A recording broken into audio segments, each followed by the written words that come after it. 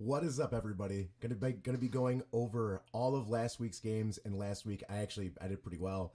I went 8-3 on the season. I'm 19-7, and I'm happy as fuck about it. I was getting so much heat for picking the Chargers -3.5, them winning 30-17, and all these Raiders fans were coming for my ass. So happy that played out for me. Who didn't know that the Chargers were gonna win, especially when lightning bolts were happening before the game? Chargers by a million.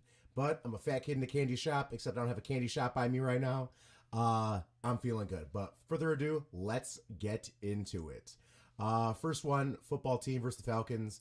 I didn't bet on this game because the football team has their backup QB in and they're facing the Falcons, which are just a very weird team.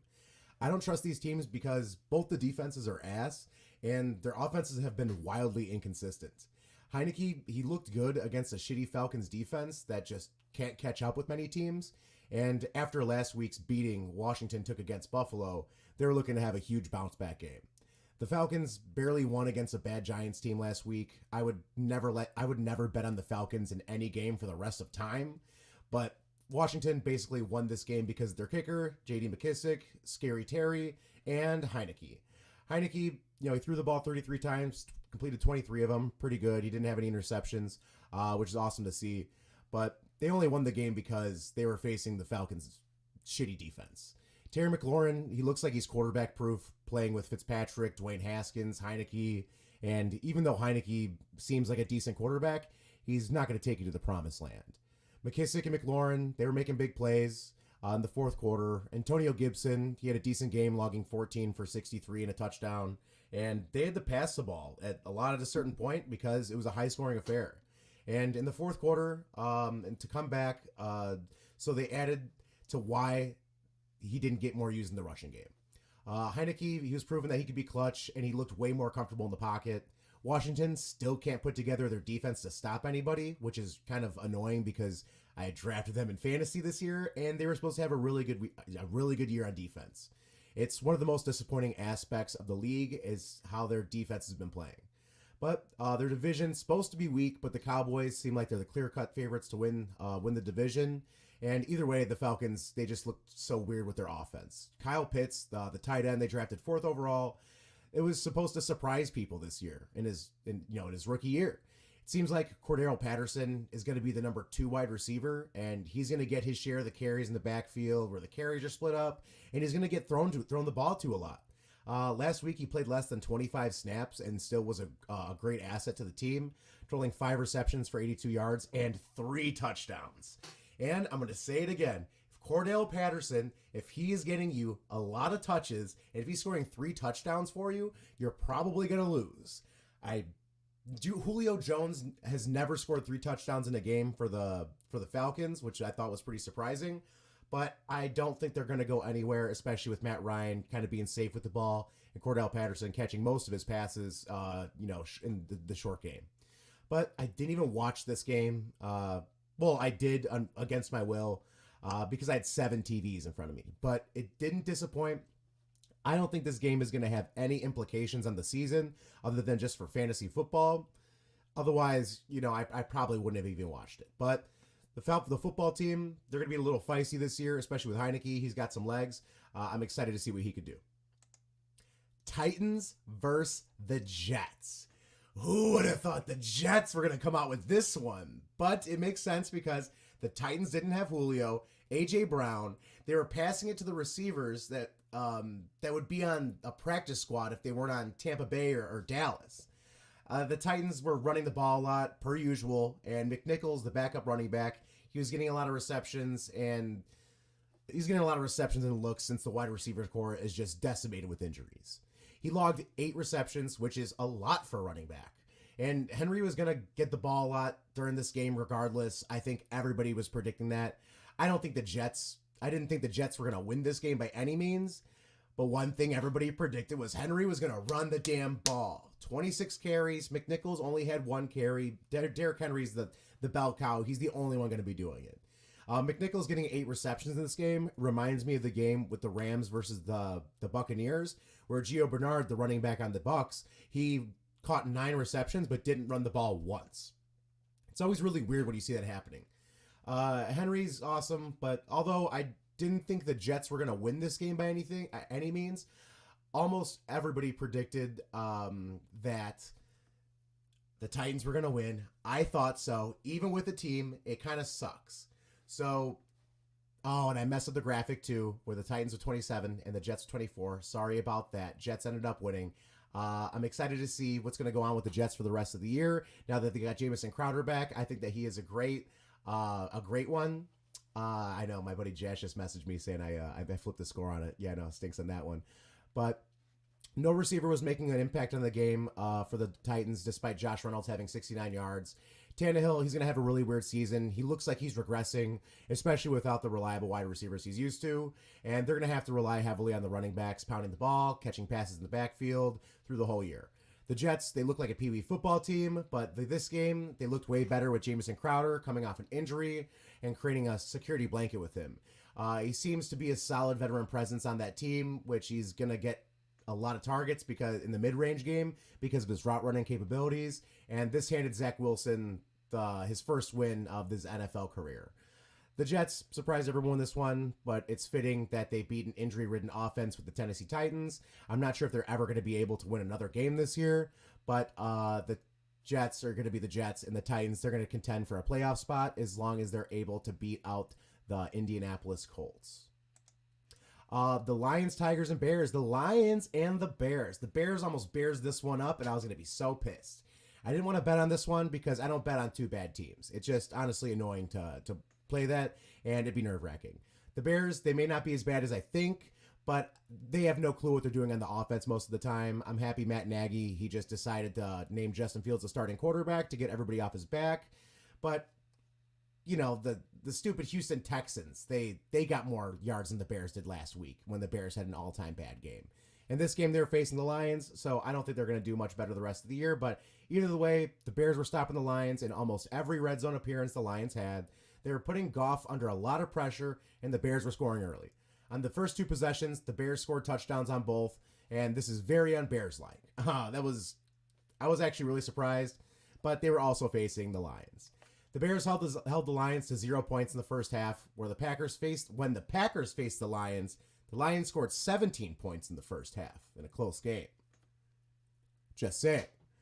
But David Montgomery, he was looking lethal until he went to the locker room at the beginning of the fourth quarter with an injury. He's going to be out 4 to 5 weeks. That's a big hurt for the Bears, but they have a lot more concerns. They ran the ball over 30 times like a classic Bears team. Run the ball and play defense. I did find it concerning that a tiny bit that Fields only threw the ball 17 times and only had 11 completions. He had some deep balls that looked very accurate, and one of his things in Ohio State was that he was really good at throwing the ball downfield. But he rarely threw the ball in this game. I was looking for him to use his legs a little bit more, especially since this kid's fast as hell. He makes people that are fast look not fast. But I'd be lying to say that at a certain point in this game that I thought the Bears were about to fuck this up and lose it. Thank God the Bears were able to close this one out. And Justin Fields is a freak of nature. I love him. So he said, I saw Russell Wilson posting a tweet this past week saying, I love adversity. And I truly do love that because it brings out a whole different person out of me. Fields said, in some ways, I'm glad that happened last week. I think if I would have won last week, it wouldn't have pushed me as much to get better and practice hard. Fields, he just always seems like he has the right things to say. He seems like a huge alpha, and I think he has big dick energy, and I'm excited to see him come into action, pun intended, and get used even more. He seems extremely disciplined and composed when he speaks, and I think he was making some great throws, like I said. But he only had 11 completions. I don't think that the coaching wants to put him in the position to make mistakes, which makes sense. But they need to get the jitters out of him and have him figure it out. It seems like he can handle it because of his composure and his alpha body or whatever. I'm okay with him making rookie mistakes because we all know the Bears aren't going to win the Super Bowl this year. The most annoying thing about that is, since we all know the Bears aren't going to win the Super Bowl, is that Matt Nagy is coaching for his job. He's going to try to make sure he does these dinky passes, put the Bears in success, and not make Justin Fields make any mistakes. Either way, the Lions, they're not going to do anything this year. No surprise to anybody. And Goff, he's trying to prove to everybody that he could be a good starter in the NFL. But he doesn't like taking chances, and the play callers, they don't like him taking chances either.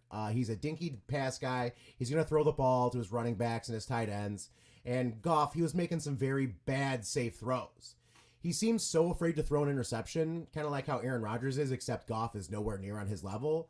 And Jamal Williams is the leading back for the game and for the Lions, which is concerning if you have Swift on your fantasy team. But the Lions, they're now 0-4, and the Bears are 2-2. And I just don't get this false hope that the Bears are good, and I don't think that this will happen considering that the Bears will have one of the toughest schedules in the league. I don't think that they're going to be able to come up and do much, and that's with facing the Lions twice a year. And by the way, the Bears just picked up Jakeem Grant from the Dolphins for a 6th-round pick, and he is a great special teams player. He had some issues this season with dropping punts as the primary return man for the Dolphins, but this is a great Bears move because it's a Bears move. Let's have a great defense, great running game, and great special teams. You know, Cordell Patterson, Devin Hester, Daniel Manning, they had a lot of people coming in. Nathan Vasher had a 108-yard touchdown return back in the day. This is going to be a good move going forward to take some pressure off the offense, possibly get them in get them in better field position, because losing Cordell Patterson last year it hurts a lot, you know, because they put a lot of faith in having, you know, really great field position. But they need to have great field position in order to succeed in this offense. Next one, Colts and Dolphins. The Dolphins have the longest takeaway streak in the NFL with 26 games now after the Colts muffed up a punt and the Dolphins recovered it. They ended up scoring a field goal off that turnover, but in the Dolphins, they were ended up going down at halftime 7-3. This game was another testament that the Dolphins can't do anything. The Dolphins have a terrible offense. The Dolphins 7-3 at halftime. It was looking okay. Looks like they weren't able to really score any points.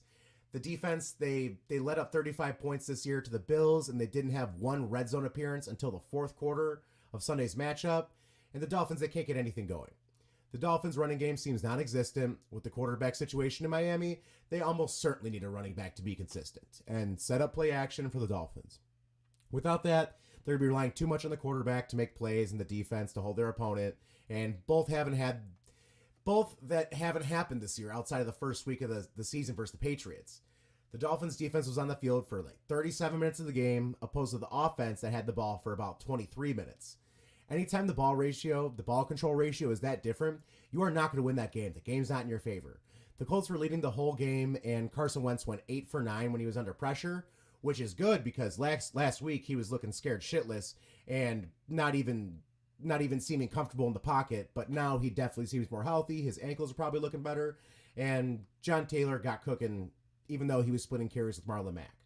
Marlon Mack, he requested a trade since Hines and Taylor were getting the ball too much in that crowded backfield, and it was surprising to see him play. They were either trying to get him to play as a showcase to other teams, or they're still trying to commit to him. But the Colts are now 1-3, as their division is against, you know, the Titans, who are 2-2. But the Colts still have a chance to make the playoffs, especially if Wentz is 100% healthy. The Dolphins, they're almost a lock to miss the playoffs, with so many good teams fighting for the division in the AFC West and the AFC North. The Colts, they're going to have a hard time making the playoffs. Colts play on Monday night against the Ravens. Meanwhile, the Dolphins are going to face the Buccaneers, so that is bad news for the Dolphins. Browns, Vikings. Love me some Browns football. Go Cleveland. Browns versus Vikings. It was a weird game. The Browns defense is one of the tops in the league and held the Vikings just to scoring one touchdown by Justin Jefferson on a 59-yard drive that they started the game with, and then get a goose egg the rest of the game. Cousins started off well, but he struggled at the rest of the game. He ended with 20 completions with 38 attempts, and the rushing offense of the Vikings looked almost non-existent with Cook and Madison looking trash behind that offensive line. The offensive line, it didn't look too bad against the pass rush because Kirk Cousins was getting the ball out of his hands extremely quickly, and the Vikings are probably one of the best 1-3 teams I've seen. They have a great offense. Cousins can sling the ball, but not on a consistent basis. He's going to have 4 weeks where he looks like the best quarterback in the NFL, and then he's going to have 8 weeks where he looks like, why the fuck do we make you the $74 million man, or whatever the hell his contract is. Cook and Madison, they're going to struggle against the defensive line, against the Browns, and it showed. It definitely showed because Myles Garrett's a dog. The Vikings aren't going to be able to win games or outscore you. They're 1-3. They're one of the best 1-3 teams I've seen in a long time, but they need all elements on the team firing in order to win. They probably aren't going anywhere this season unless something drastic changes. The Browns' rushing attack is constantly the best in the league, and with the offensive line absolutely paving the way for the running backs Chubb and Hunt, they're going to be a great team. Combined, they had over 100 yards after contact while rushing the ball, and Myles Garrett on the defensive line is an absolute monster and continues to pressure the quarterback. He had 7 pressures on Sunday with 1 sack coming in the third quarter, and Baker Mayfield, he was looking bad when he was throwing the ball deep. But he was 6 for 6 for passes behind the line of scrimmage, and he was 0 for 6 on passes for 20-plus yards. But regardless of this bad Browns play, the Browns are the best team in the NFL according to Pro Football Focus. They have the 4th best offensive rating and the 2nd best defensive rating for an overall grade of 89.1. The Rams are 2nd with 85.8. The Browns are going to win their division. Even with the Ravens and Bengals not looking bad this year, but the Brownies, now it's their time to shine. Texans and Bills. So I had picked the Bills at 15.5, and it seemed like one of the easiest bets of the week. It's always concerning taking such a high number, minus 15.5, especially when it got closer to game time. It was minus 17.5 or so. But the moral of the story is that the Texans suck, and the Bills are good. The Bills forced 5 turnovers against the rookie David Mills, which he has the neck of a Greek god. He looks ridiculous. His neck looks like a backdrop for his head. It's awesome. But Tyrod Taylor, he didn't start for the Texans because he was injured. And if Tyrod Taylor was in this game, they might have only lost by 30. The Bills defense, they're no joke, but they beat up on a shitty Texans team that was having a hard time staying competitive with everybody else in the NFL. But we totally expected this. The Bills only let up 109 total yards of offense with only 8 yards coming in the first half. And this game was straight up pathetic for the Texans. But I'm also a Bears fan, so I can understand offensive struggles and being up ugly crying all night. And they have one bright spot with Brandon Cooks. He was the leading receiver for the Texans in this game. In the first half, he had a team high of 3 receiving yards. One of the bold statements I heard from this game was coming from one of the Texans linebackers, Kamu Grugier-Hill. He said that that's one of the most embarrassing losses I've ever had. We're all embarrassed. We're not happy with this at all. But we're going to come in and correct it. We're going to fix this. Dude, I highly doubt you're going to fix anything. I'm sorry. The Texans have a better chance of Deshaun Watson coming back next week rather than winning any game in the next 4 weeks. This was a game where the Bills were running the clock out with their running game, trying to get their running game going, rushing the ball over 30 times. They need to get their running backs going, especially after last season that Moss and Singletary had. The Texans, they completed 11 passes, barely ran the ball, interceptions. David Mills had 4 interceptions. Josh Allen didn't really need to do as much. He just needed to make sure he didn't screw it up. There was a Mitch Trubisky sighting, which is always great to see. He had a touchdown, which is awesome. Stephon Diggs came back to his number 1 role again, getting 114 yards. And Sanders, Beasley, Knox, I'm starting all of them on my fantasy team, in my flex positions, if I have to. But either way, Texans suck. Giants and Saints. One of the biggest stories is that the Saints were minus 7.5, and they weren't really convincing at all this year, aside from the week 1 fluke against the Packers. I had the Giants covering because the Saints are frauds. I said it. The Saints are frauds. And that's it. They're facing against the Giants, which have been really weird this season. Saquon, he's one of the best in the league. He showed it in that overtime thriller. He had 52 rushing yards, caught 5 passes for 74. And since Sterling Sharp is out, Saquon's going to get a lot more targets. Kenny Galladay, he looked like the clear number 1, though. And one of the reasons why Shepard was Danny Dimes' favorite receiver in this is in this team is because they have chemistry over the last few years. They played a bunch, but they paid a bunch of money to get Galladay. And he seemed like a number 1, but the Giants' offensive line still does not look that great, and they showed how good Saquon Barkley really is. But aside from Daniel Jones, Barkley, Galladay, the Giants' secondary was one of the bright spots for the defense. I'm not sure if it's because of this slow offense that's led by Jameis Winston. And I said it before, I'll say it again. Sean Payton is not going to let Jameis make careless mistakes and throw the ball over the place. It's going to hurt their ability to get points on the board. They go to Kamara a lot. He had 26 carries. Kamara's probably going to be the reason why they win or lose in a lot of the games this season. But with the quarterback situation in New Orleans, they absolutely need to get things cooking with the running game, set up the play action passes. Good thing the Giants secondary was absolutely killing them and not allowing many big plays. But with that quarterback situation, I'm not going to be sure what goes on with Jameis in the next season. But they were cooked. Excuse me, where am I at? Daniel Jones, he showed that he's able to keep games at least close without a running game, where, maybe Kirk Cousins, Jameis Winston, maybe the Bears, they're not able to do that. Either way, both the teams in this game with the Giants and the Saints, they're not making the playoffs. They're trying to figure out things next year. Joe Judge is probably going to get fired. Daniel Jones is probably going to get another chance as a starter next year, while Jameis might just be an in the meantime quarterback. Chiefs-Eagles. Chiefs are going to outscore you, to no surprise. They scored 42 points and prove yet again that their defense can't be trusted when they face good teams. This does not mean that the Eagles are a good team by any means, but when they do face good teams like the Ravens and Chargers, the Eagles still scored 30 points, and it was only 21-13.5. And one of the reasons why it was close is because the Eagles' defense is going to protect itself from the big plays ran against them. They were able to stop Kelsey, but you're not able to stop Kelsey and Tyreek Hill. They stopped Kelsey from getting his usual target share, but they weren't able to stop Hill after they established the play-action pass. CEH, he looks like he might be able to have a bounce-back season after having a bad start to the season, with a lot of help coming from the offensive line.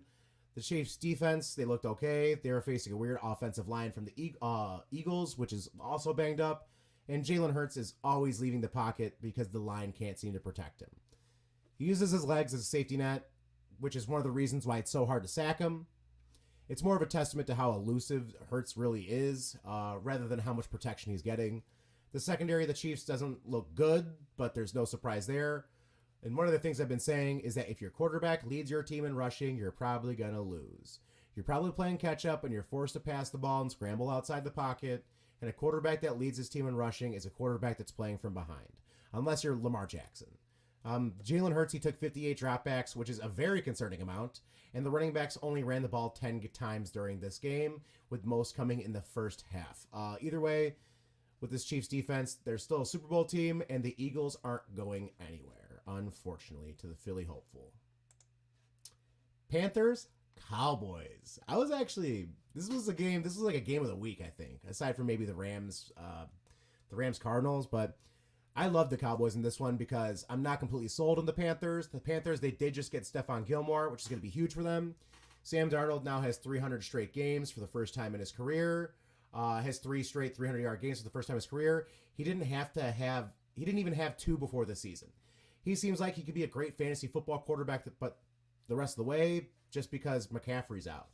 We're not sure for how long. Chuba Hubbard, he was not impressive at all. Sam Darnold had 2 rushing touchdowns, and he was passing the ball to his favorite target, DJ Moore.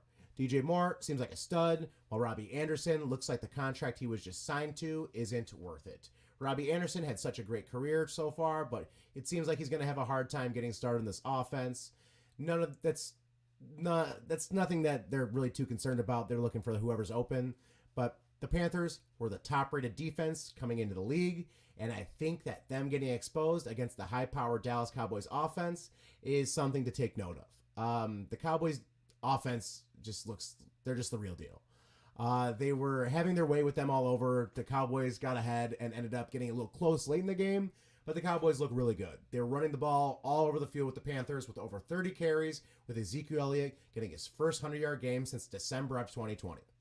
The Cowboys, they had 245 yards in the ground after the Panthers allowed just 135 total yards total in the first 3 games. The Cowboys have shown that they could just outscore you, outrun you, outpass you, outcatch you. And the Panthers are going to have a hard time with the Bucs and the Saints in that division, but they're going to face the Falcons twice a year, which is for them is a gift from God. I do think the Panthers are fool's gold, and they have a good chance of making the playoffs, but I could see them missing it, even after starting 3-0. And with McCaffrey out, they look serviceable, but but lost at the same time on this offense. This playbook, it's built for McCaffrey, and now they have to pivot and focus more on Sam Darnold, who isn't playing bad, but I can't trust the Panthers with Darnold and Chuba Hubbard for the future. Their defense is still good, but it's more of a testament in how good the Cowboys are on offense. The Cowboys defense is only looking to get better as long as they don't get injured. Trevion Diggs had 2 interceptions, and he's looking like a real all-pro in the league. He has 5 on this year so far. And the Cowboys are going to win the NFC East convincingly. Might win a playoff game. Who knows what else? And the Panthers, they might win the wild card. Seahawks, 49ers. Well.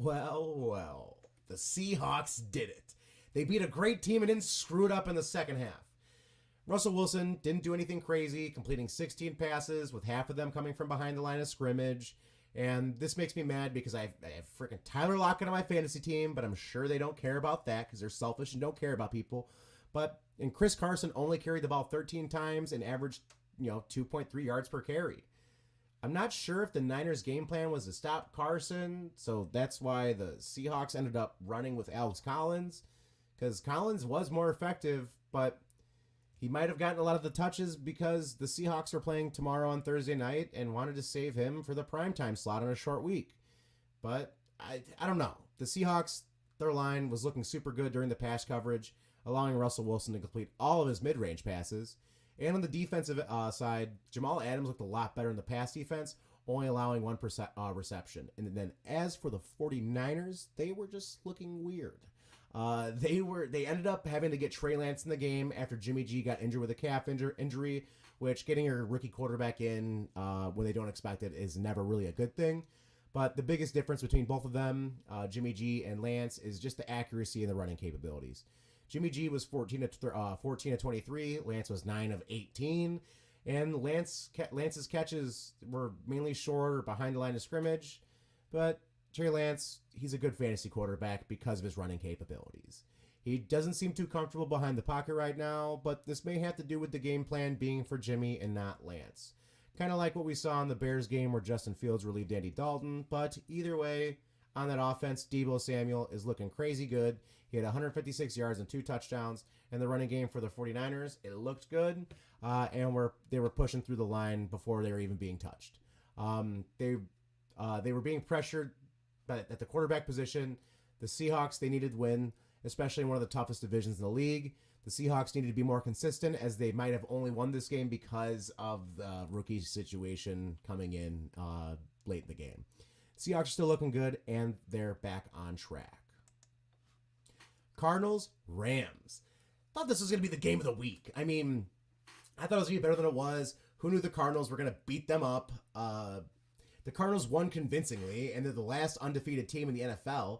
And whatever happened back in the day where Peyton Manning was, Peyton Manning, the Patriots were starting off 10-0 every year, and the Bears were sometimes doing that too. That was crazy. Those days seem to be over where teams are, going 11-0 aside from the fraud Pittsburgh Steelers. And it's not happening this year either. I doubt that the Cardinals are going to be able to do that.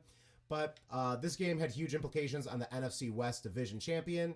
Murray completed all but 4 of his passes that were 9 yards or less. And 2 of the 4... Murray completed all but 4 of his passes that were 9 yards or less, and 2 of those 4 completions were touchdowns. What the heck? The running back situation in Arizona is pretty good with Edmonds and Connor leading the backfield, and Edmonds finished the game strong with the wide receiver situation.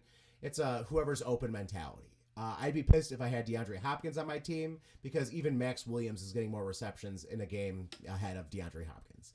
A lot of the team's success is coming from their offensive line, allowing Kyler not to be pressured so he won't have to run around the pocket with a chicken with his head cut off. And J.J. Watt is looking good. Forget about him being on that team just because there's so much other star talent on that team. He led the team with 5 pressures, even though the Cardinals defense didn't record a sack.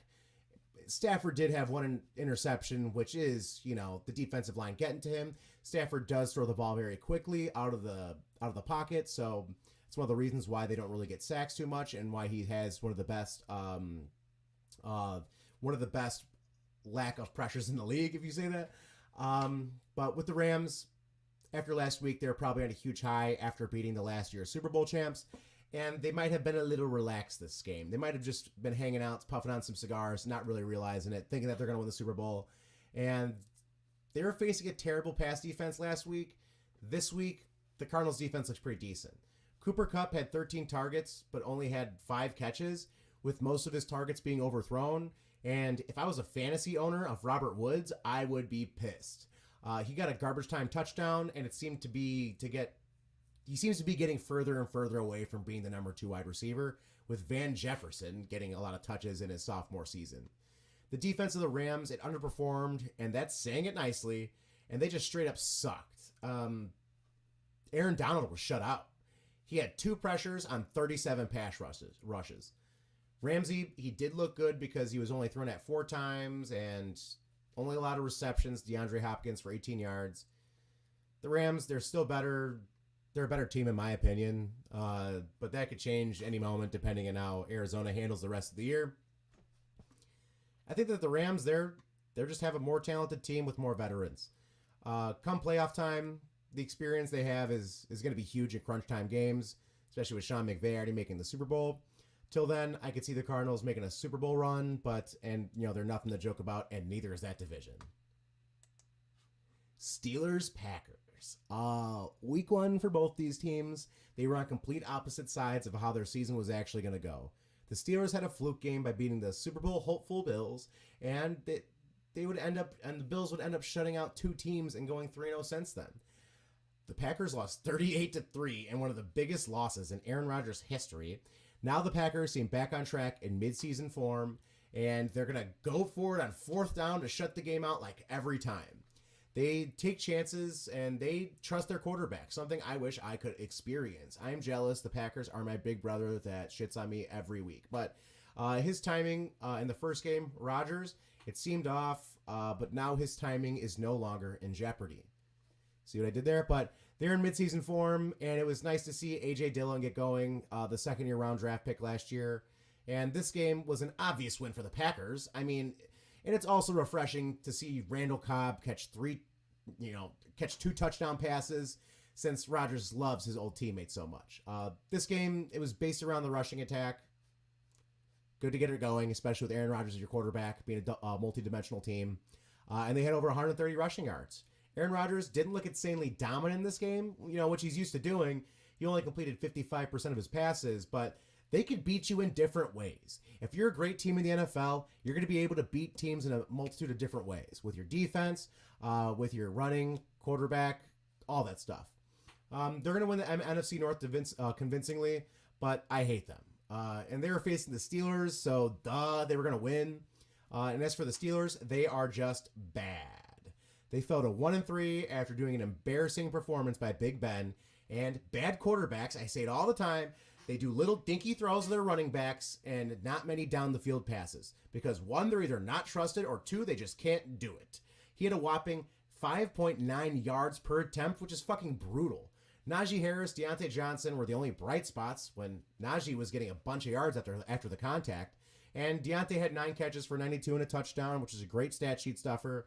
And the offensive line blows harder than a movie with Johnny Depp and Pee Wee Herman in it. Najee Harris, he's going to be a great back in the league, but he's going to get beat up, and he's going to force the opposing teams to make sure they wrap him up. Otherwise, he's just going to break loose. Steelers aren't doing much this year. Packers, they're going to be a Super Bowl team. Ravens, Broncos. And the Broncos are frauds. The Broncos are frauds. The Broncos are frauds. This is something I am all too familiar with being a Bears fan. They have a great defensive scheme going, but they couldn't seem to get off the field, and the offense couldn't do anything compared to the bums that they were facing the first 3 weeks. This week, they were playing at home, and they only scored 7 points. The fact that they faced the Ravens, which are a very unique, good team, is a testament to how big frauds they are. The Ravens threw for over 300 yards, while Jackson only completed 22 of his 37 passes, and he's on pace for 510 pass attempts this year, which would be the highest for his career, and he's on pace for 1,100 rushing yards. So it's incredible what Lamar Jackson's able to do on that field, but it's also weird to watch him play. He's a little inaccurate at times. He's not able to have the completion percentage, and he's going to kill you with his legs. This game he didn't. He only had 7 carries on 28 yards, and he actually threw the ball. And that's probably one of the reasons why I think they won. The Broncos were scheming against Lamar Jackson, so he wasn't able to get outside the pocket. The Broncos' defensive line is very good. And they were passing the ball deep, attacking the secondary. The Broncos' defense is a little beat up, but they are still a well-coached defensive team with Vic and Fangio there. And a big story for fantasy owners, and the pickup that they had is Tyson Williams, and he didn't even play. He had a healthy scratch. What the hell's up with that? Didn't have anything wrong with him. And there's also a Le'Veon Bell sighting. He had 4 carries for 11 yards. He's not going to do much in this offense, but it's nice seeing him get back on the field. He only had a few touches where Murray, he's going to be the leading back. The biggest concern for the Ravens is that they have offensive line issues. One of their starters, Alejandro Villanueva, he got injured. They have a good offensive line, and they need a good offensive line in order to be successful. Even more though than other teams because their running back situation. Once playoff time comes around, when teams are playing even harder and they're gonna get destroyed. Until then, Lamar Jackson needs to stop taking big hits like he's been having. And Teddy Bridgewater was not looking too hot. He only completed 7 passes before getting knocked out of the game with a concussion. And Drew Lock came into the field. Drew Lock is probably one of the best backups in the league, I guess, but so is Teddy Bridgewater. Teddy is literally a bridge quarterback and a placeholder until a franchise gets a great passer. The fact that they're starting Teddy over Drew shows a lot what they think of Drew. And the running backs were splitting carries and snaps. Williams, he might end up getting more towards the end of the season until Gordon gets back, or until Gordon gets injured or something. The Ravens are known to blitz constantly, and they were killing it in the pass rush. They were pressuring the hell out of the offensive line of Denver, pressuring them on 32.6 offensive snaps. Either way, the Ravens are a good team and are very well coached, and as long as Lamar stays healthy, they're going to win a bunch of games. Not necessarily in convincing fashion, but they're going to be a good team and make the playoffs in a tough AFC division in the North. Bucks versus Patriots. Oh my God, the amazing storyline of Tom Brady coming back to Foxborough for the first time to face his former team, the Patriots. Him and Bill Belichick, they're like Jordan and Pippen, But who's Jordan? I still don't know. But that's kind of a bad example. I would say this is more like LeBron James and Kyrie Irving. Bill Belichick, he's going to make your team better in all facets of the game, just like LeBron when he dishes it out, when he gets these assists, when he gets the rebounds. He's going to be able to put you in the position to succeed. But Tom Brady went to a great team, great defensive team that just needed a quarterback, just like Kyrie going to the Nets. And you could switch this either way around, honestly. Tom Brady, he recruits like LeBron, but he can only do so much. And, he can only do so much regarding the running game and the defense. And they didn't look so good in versus the Rams and the Patriots.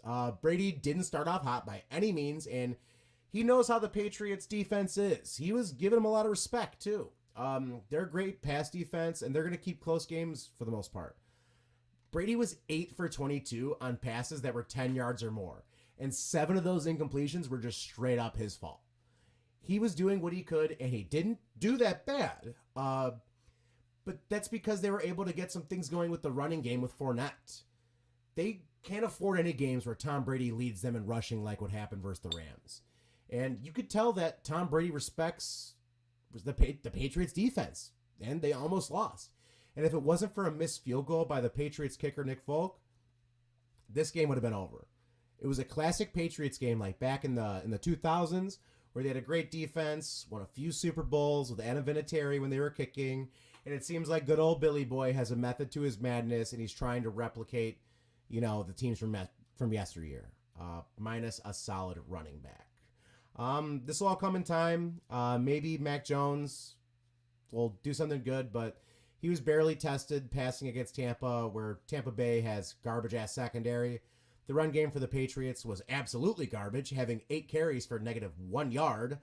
I didn't even put that part on the graphic because it was too embarrassing. It might have made my computer blow up seeing that come from the Patriots. But the Tampa Bay defense is going to have a great rush defense, and they're going to force you to throw the ball because their secondary is so bad. And the offensive line for the Patriots was looking bad. They were switching around, going back and forth like an argument. They were playing different positions and getting switched around. The guard, Michael Owena, he was benched after getting 2 holding penalties. And the Patriots, they're going to be a feisty team this year when facing opponents' offenses. they're going to hurt on offense until they get their O-line fixed. And the Buccaneers have some worries too. They could be almost 2-2 through the first 4 weeks. The teams they beat were the Falcons, the Cowboys with a shitty defense, which are looking like the real deal this year. So I'll give them that, where they almost lost that one. But then they faced the Rams and got exposed and almost lost to the Patriots. They're going to struggle against better teams in the league, which they did last year as well. When they, faced the Bears. The Bears beat them last season, which is a big thing. We'll see what happens. I wouldn't worry too much if I was a Buccaneers fan, but on the Patriots, they got a lot of good things coming up. But we're going to see what happens with the rest of the year. Patriots probably are not going to make the playoffs. Buccaneers are a Super Bowl contender. Last game, the Raiders versus the Chargers. Guess who called this one, boys? And I was getting a lot of heat in the comments for saying that the Chargers were going to win 30-17. And guess what? It ended up being 28-14, even lower scoring. The Chargers, they let up a bunch of rushing yards for the first few weeks. They were averaging like 170 rushing yards. Someone commented that on my post last week. And shout out my boy Eddie, who has my back. Bolt up, baby. Let's go. Who do you think you are? I am. And I was also wearing my Ryan Matthews jersey on the Chargers I got from the thrift store watching this game with the boys.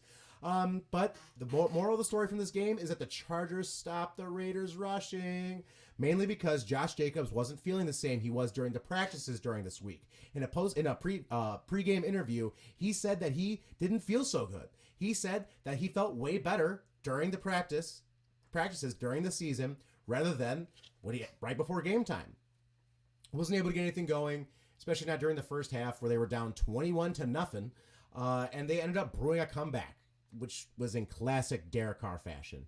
He loves getting down early and getting the comeback in the works. The defense the Raiders were running, they weren't really allowing many passes down the field. They were playing, Tony Dungy had commented, they were playing a Seattle cover 3. Anyways, their defensive line was manhandled by the Chargers' offensive line. Austin Eckler was doing his thing by logging in 117 yards and a touchdown on only 15 carries. The defense by the Raiders, they weren't going to let Herbert and the boys throw the ball down the sidelines, holding Mike Williams to one catch. He held him to one catch, and he held him to one catch. He was on my fantasy team, and I lost by like 5 points, so fuck me, right? But at least I got this call right. But this just proves the Chargers are another team that can beat you in multiple ways. They can beat you with the pass, the run, their defense, and they have a really great running back situation, quarterback situation, and receiving situation. Mike Williams is a dog. He's going to come back. Keenan Allen. Jared Cook's a great tight end. He led the way in receiving this game. They're going to be a threat in the playoffs because they have a great pass defense. I'm not sure what the trend is going to be for teams that really make the playoffs. Obviously, defense wins championships. I don't think that the Buccaneers are going to be able to do much with their pass defense because the game is going to be won on passing most of the times in the season for most teams. And their pass defense, they held Carr to under 200 yards while they were averaging over 400 yards per game. And the Raiders are basically frauds, in my opinion, now. They're going to play a lot of games from behind, but they can't come back every game, especially not in the playoffs. Herbert's going to be able to throw the ball around and get the ball in a lot of wide receivers' hands. Whereas the Raiders, they just look like a weird team. And I think it's really concerning that Kenny and Drake only had one carry for 2 yards. I don't really know why that happened. Another story in this game is that Eckler went out on the sideline with an injury sometime in like the second quarter. And then Justin Jackson came into play and then ran the ball for negative yards 4 times, which was concerning too. But Raiders, they face the Bears next week. I think that they're going to struggle against a good defense again too. I'm not sure how that game's really going to go out. Derek Carr had 200 passing yards, which is just the biggest thing for me. I didn't think he was going to have that little. And a lot of those came in the second half when they were playing catch-up, trying to get something going. And at a certain point, it was 21-14, and the Chargers were looking a little scared for a second. But either way, this is my week 4 review. Super tired as fuck before this, so sorry for the mess-ups. I need to fix that Titans graphic that I had. But either way, this is Zip's Bad Coaching. Peace.